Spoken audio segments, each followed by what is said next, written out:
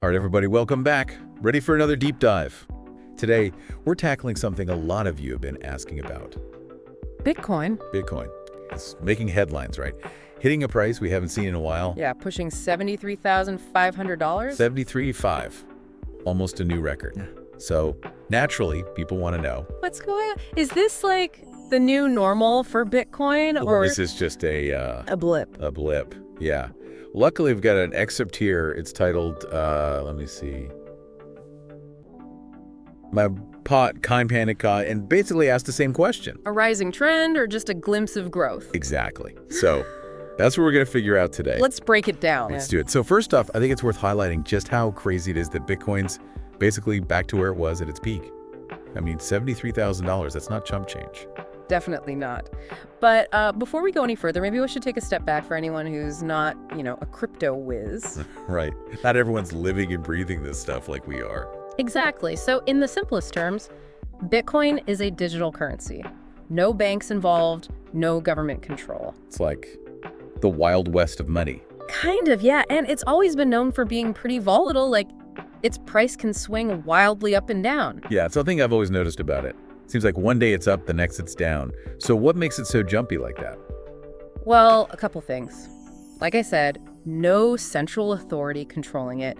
It's all about supply and demand, how much people are willing to buy and sell. Makes sense. Plus, there's a limited supply of Bitcoin. Only 21 million coins will ever exist. That's built into the code, right? Yep, it's hardwired in.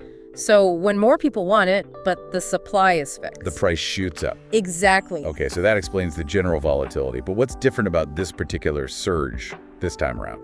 Well, in the past, a lot of the big price spikes were driven by, everyday people, retail investors. FOMO, right. Fear of missing out. Exactly. This time it feels a lot more strategic. More like the big institutions are finally dipping their toes in the crypto pool. You got it. We're talking hedge funds, pension funds, even some governments are starting to look at Bitcoin as a legitimate asset. So they're not just in it for a quick buck. Nope. These are players who are looking at the long game. They see Bitcoin as a potential store of value, like a digital gold, maybe even a hedge against inflation. Interesting.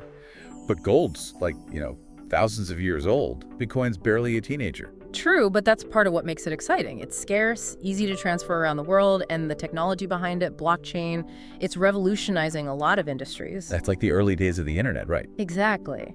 And that brings us to another factor driving this surge: mainstream adoption. Yeah, it seems like everyone and their grandma has a crypto app on their phone these days. For sure. That widespread awareness creates more demand. Plus, with all the economic uncertainty in the world right now, Wars, inflation, the whole shebang. people are looking for alternative ways to protect their money. And for some, Bitcoin seems like a good option. It's outside the traditional financial system. Okay, so we've got big money coming in, more people understanding and using Bitcoin, and global economic anxieties pushing people towards it. It's definitely a recipe for a price surge. Sounds pretty optimistic. Yeah. But, gotta play devil's advocate here. What if this ISE, just a temporary high? What are some things that could bring the price back down? Well, regulation is still a big question mark. Governments can be pretty unpredictable when it comes to this new tech. Exactly.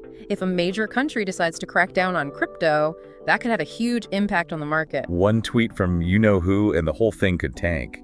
It's happened before. Plus, we can't forget Bitcoin's still a relatively new asset class. It's inherently volatile. Anything could happen. So no guarantees either way. Nope. That's why the question posed in our source is so important. It's not about predicting the future. It's about understanding the forces at play so you can make informed decisions. Right, there's no crystal ball, but knowledge is power, right? Absolutely. All right, so to sum things up, Bitcoin's price surge isn't just hype this time. Big institutions are investing, more people are using it, and global economic worries are driving up demand. But regulation is uncertain, the market is unpredictable, and anything could happen. A lot to consider. A lot to consider. So as you keep learning about this fascinating world of cryptocurrency, I want you to think about this. oh yeah, the big question. If Bitcoin really does become a major part of the future of finance, what happens to traditional banks? How do governments adapt? What does it mean for the global economy? These are the kind of questions that go way beyond just the price of Bitcoin. It's about the big picture. Exactly. It's about the future. That's some food for thought.